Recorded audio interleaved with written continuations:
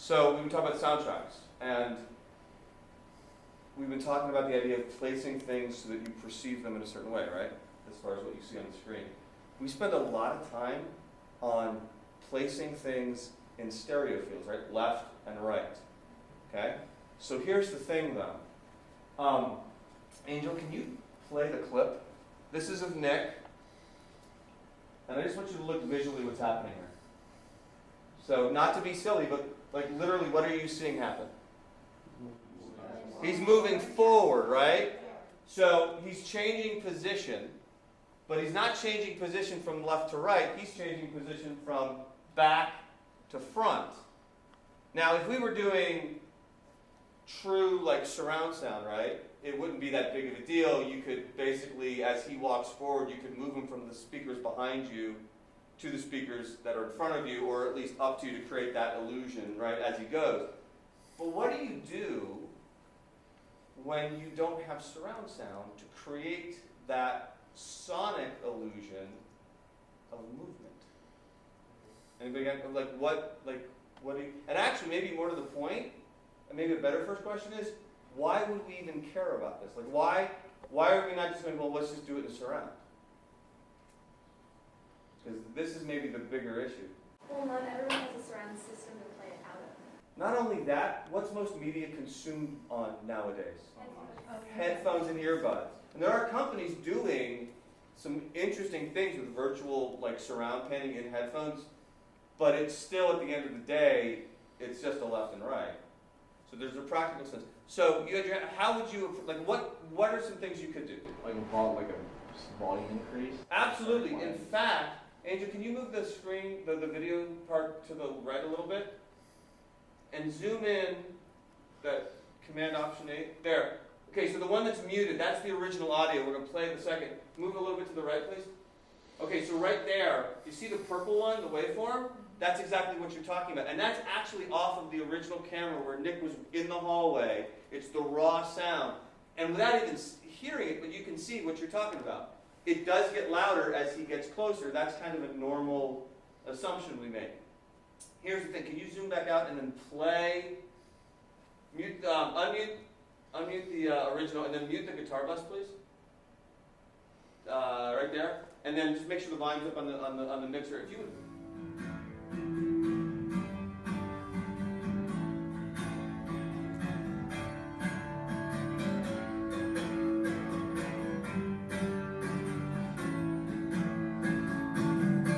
Okay, so you noticed it got louder, and so we could do some things. Now, what did you notice about the sound of his guitar as captured by the camera?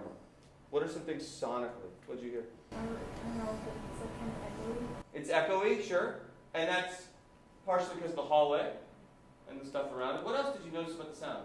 It felt like a lot of the frequencies were filled up by kind of empty sound. Like not exactly a buzz, but there was just like. Yeah, there's parts of the frequency spectrum that are just not part of the guitar tone, but we can almost hear them a little bit. And that's some of that. That's that ambient mic that you're just going to pick up everything. So we could filter that. What else did you notice? Anything else? Yeah. It's pretty bottom heavy. Yes, it is. It is very bottom heavy, and that can be a factor of all the different things we talked about with room and mic selection. And keep in mind that's literally the mic on the camera from a static position. It's just basically covering the whole space. It's not really like specific to him. Yeah. Well, I wouldn't have thought like it would capture because it's a little muddy, but not as muddy as I thought it would be. Yeah, we had the same thought too when we filmed it, that it's actually not a bad, for what it is, it's not too bad. Angel, you had something you had to. No, I was just gonna ask. Was it just the mic on the camera? Yeah, just a built-in microphone. So that's not capturing in. Right, because we knew that we were going to do the next step. So the next thing we did was, and some of this is in the context of knowing that we want optimal sound. So we very quickly took that film. Nick came in, same guitar, and he tracked the guitar bus. And you'll hear it. Go on.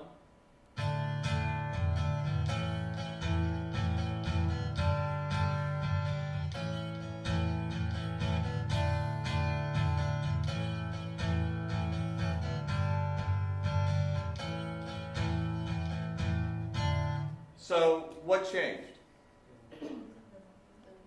What? Yeah, so we lost the volume swell. What else changed though?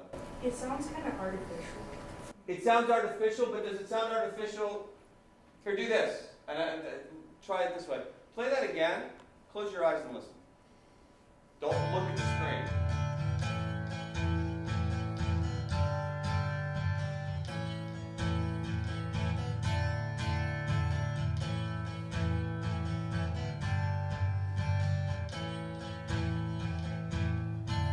Okay, so did it still sound artificial?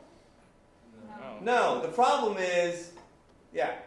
Like there's a dissonance created from what you see, because you see him going forward, but it not getting louder. Exactly. This is your brain going, this isn't right. It just sounds like clear, like the focus is more on like just like the guitar. Right. Yes. It's almost like it's the quality of sound is better, but now it's completely out of context of the visual, so you have a different kind of problem. Stormy? I was gonna say, there's no air, there's no room. Right, exactly. In the hall. Exactly. You look at that and you go, I don't know what's happening, but that is not a guitar in that hallway. Unless maybe he was plugged in somehow and was wirelessly, transmitting it. Ty, you were gonna? Oh no, I was gonna say like the timing of him strumming was off with the. Yeah. We didn't fully sync it, and he was doing it kind of on the fly, but Yeah. you're right, it is a little off. The other thing too is, to be fair, video sucks up a massive amount, this is a separate conversation, but your computer's power capabilities, it just gobbles them up like crazy. So some of that sort of stutter bit is going to be for that. But you're right, we do need to do a better job of syncing it. But as a concept, I think we'd all agree the bigger problem here is that whatever we're seeing isn't aligning with what we're hearing. So the question then becomes, from a practical standpoint, as musicians, as producers, in whatever context we are approaching this, so what can we do? Let's assume that we've decided that we're not going to worry about maybe, say, filtering the original audio. We could have. We could have, rolled off all that low-end stuff that you had brought up, Cameron, and to remove the bottom end sort of weird space effect. We could probably clean things up a little bit that a bunch of you alluded to in that regard, because it really isn't too bad of a recording, all considered. But for the sake of the exercise, let's just assume that for some reason we've decided, no, we want the cleaner, more controlled guitar bus version that we got, right? So what are some things we can do to start compensating for the visual reality? Asa mentioned maybe the easiest one to start with, but what do you...